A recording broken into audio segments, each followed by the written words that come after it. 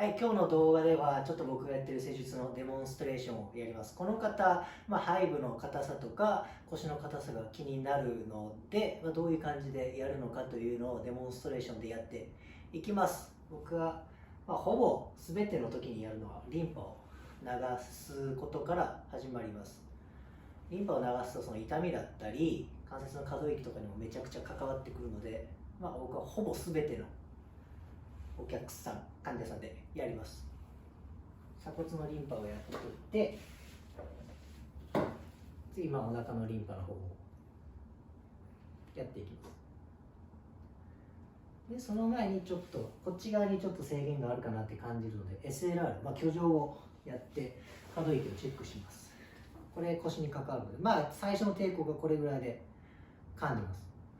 で制限がちょっと内臓にあるかなと思うので、この辺に制限があります。事前にチェックした感じ、ここに制限があると。ここを軽く圧迫しながら SLR をすると、ちょっとだけ5度か10度ぐらい最終域が変わる感じです。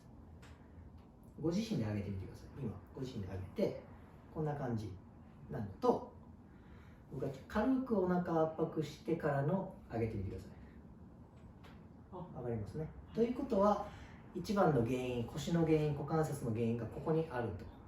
ここが引っ張ってるから、股関節とか腰の可動域も制限されている可能性が高い。なので、とりあえずリンパを流しておいて、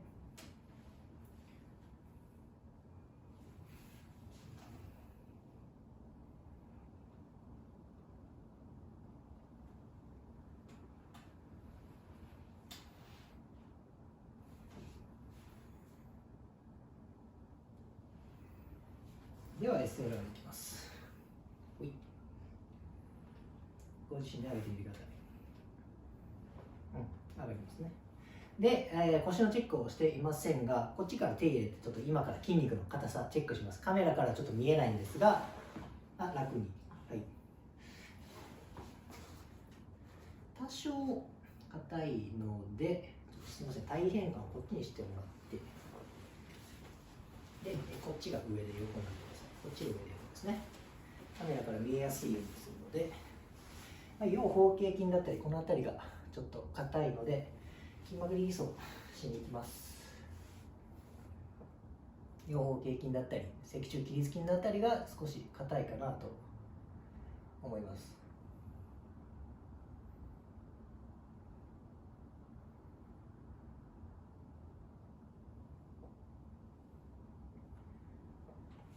ちょっと、これは別に内臓のリンパを流しています。具体的に言うと腎臓ですね。腎臓はすごく腰痛とか腰の硬さに連動する臓器です。すごく緩くなってます。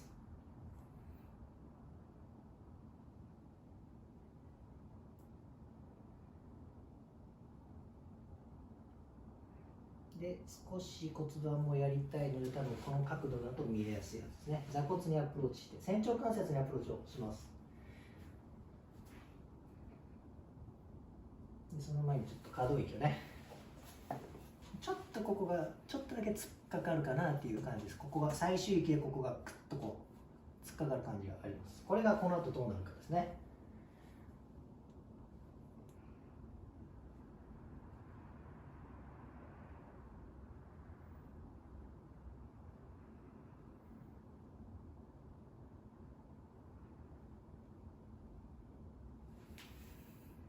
もう一回同じテストいきます。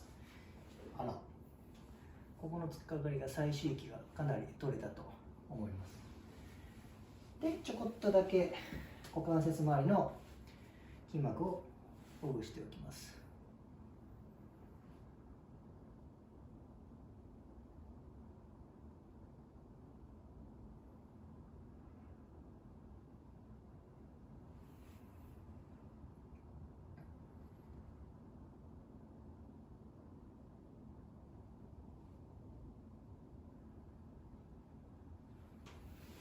で、もう一度チェックします。いい感じだと思います。で、もう一回体変換して逆側に向かってこっち側頭で出てください。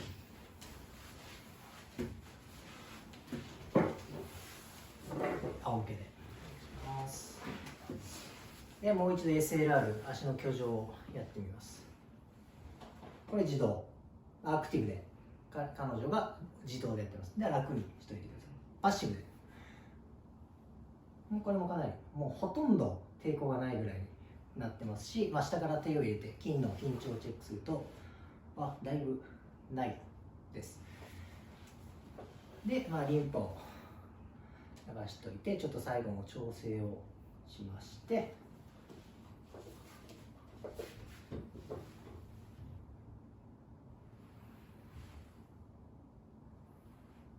こんな感じでかなり短いデモンストレーションなんですけど、リンパだったり内臓だったり筋膜だったりいろんなね方法を取り入れて、今回は腰の硬さ、背中の硬さにアプローチをしてみました。もしこの動画を気に入っていただいたらチャンネル登録、高評価お願いします。今日は以上です。